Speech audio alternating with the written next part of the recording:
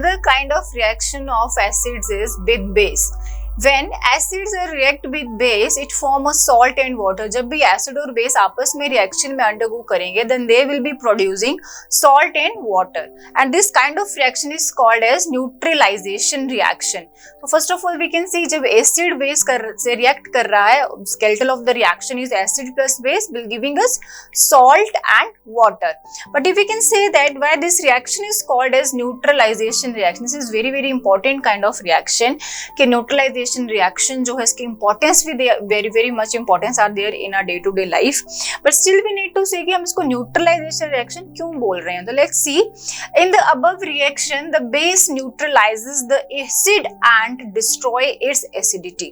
तो इस केस में क्या हो रहा है, बेस जो है strong base we can take, strong base जो है एसिड के इफेक्ट को क्या कर देगा, न्यूट्रलाइज कर देगा, डिस्ट्रॉय कर देगा. एंड द सॉल्ट फॉर्म, जो सॉल्ट फॉर्म होगा that will be neutral in nature. तो जो सॉल्ट प्रोड्यूस हो रहा है, मतलब जो हमारे पास प्रोडक्ट आ रहा है, that is neutral in nature. That's by the reaction named as neutralisation reaction. Let's see with the help of an example. अगर हम एग्जाम्पल में बात करें, when हाइड्रोक्लोरिक एसिड, अपने पास जो HCl है that is hydrochloric acid, this is our strong acid. Mineral acid है obviously, तो स्ट्रॉन्ग एसिड है अपने पास. And NaOH they have taken, NaOH is our strong base. तो when this strong acid and base undergoing reaction, तो ये strong base क्या करेगा, इसकी एसिडिटी को क्या कर देगा, जो इसका इफेक्ट है एसिडिफाई करने का, उसको क्या कर देगा, न्यूट्रलाइज कर देगा, कम कर देगा. और उसी वजह से हमारे पास जो प्रोडक्ट बनने वाला है, जो प्रोडक्ट आएगा, सॉल्ट बनेगा.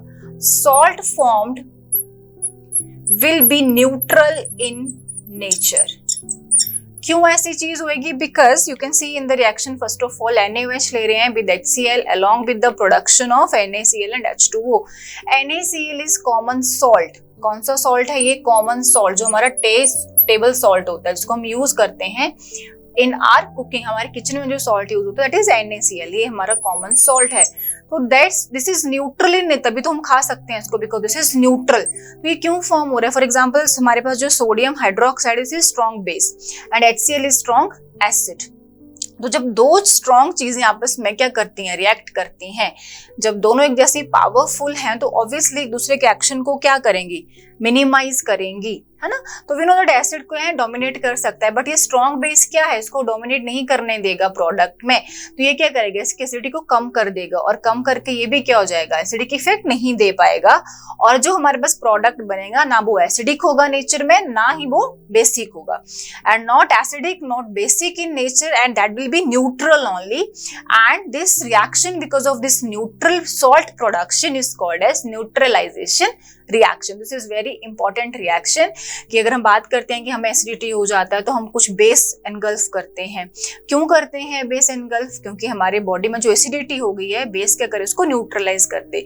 इन detail will proceed further with all these things, but with the neutralisation reaction में थोड़ा सा आपको एक हिंट दे रही हूँ कि इसका इंपॉर्टेंस क्यों. जैसे हम कहेंगे फॉर एग्जाम्पल कि सॉइल है, सॉइल में हमने बहुत से फर्टिलाइजर्स यूज करे, केमिकल्स यूज करें, तो that soil is losing its fertility.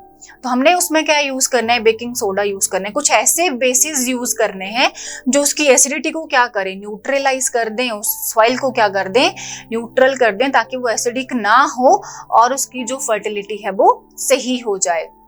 तो this neutralisation reaction is going to play very very important role. Acidity के केस में जब हम बोलेंगे ना, इनो ले लो, इनो में क्या होता है, बेस डले होते हैं. बेस के जब हम एनगल्फ करेंगे, बेस लेंगे, तो जो हमारे बॉडी में एसिडिटी हो गया, एसिड का हाई प्रोडक्शन हो गया, उसको बेस क्या करेगा, न्यूट्रलाइज कर देगा, कम कर देगा, और हमें उस चीज से रिलीफ मिलेगा. तो that is the neutralisation reaction. Will proceed further with all these concepts in detail. Fine. So that's all about neutralization reaction.